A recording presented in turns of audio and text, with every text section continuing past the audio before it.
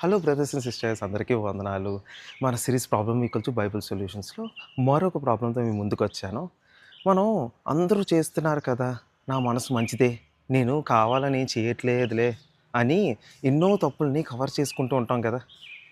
So, brothers and sisters ఒకటి మాత్రం గుర్తుపెట్టుకోవాలి.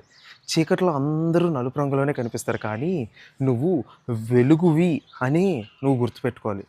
యేసుక్రీస్తు రక్తం ద్వారా నువ్వు వెలుగుగా చేయబడ్డావు, మార్చబడ్డావు అని గుర్తుంచుకోవాలనమాట. ఈ లోకం చెడుతో నిండిపోయింది. అది నిజమే. కానీ పడవ నీళ్ళలో ఉండాలి కానీ నీళ్ళు పడవలోకి రాకూడదు కదా! నా గుండె మంచిది, బయట ఏం చేసినా పర్లేదు అనుకోవడం ఒక భ్రమ.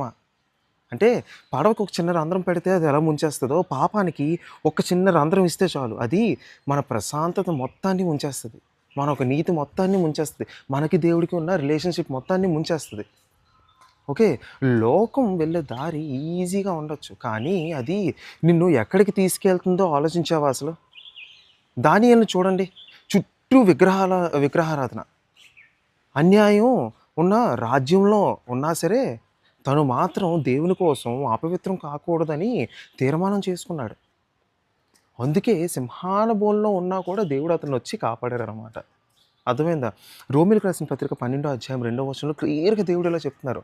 మీరు ఈ లోక మర్యాదను అనుసరింపక ఉత్తమమును, అనుకూలమును, సంపూర్ణమునై ఉన్న దేవుని చిత్తమేదో పరీక్షించి తెలుసుకున్నట్లు నూతన మనస్సు పొంది రూపాంతరం చెందుడి అని సెలవిచ్చారనమాట.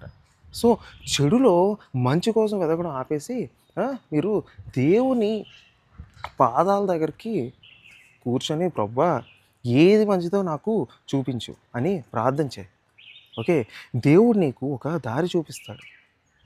అది కష్టంగా ఉండొచ్చు. కానీ ఆ దారి నీకు నిజమైన మనశ్శాంతిని నీకు తీసుకొస్తది.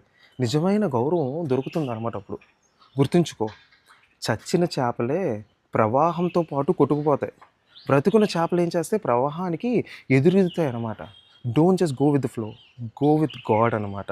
అందరికీ వందనాలు. నా వీడియోని లైక్ చేయండి, షేర్ చేయండి, సబ్స్క్రైబ్ చేసుకోండి. మీ ఫ్రెండ్స్‌కి, ఫ్యామిలీస్‌కి అందరికీ షేర్ చేయండి.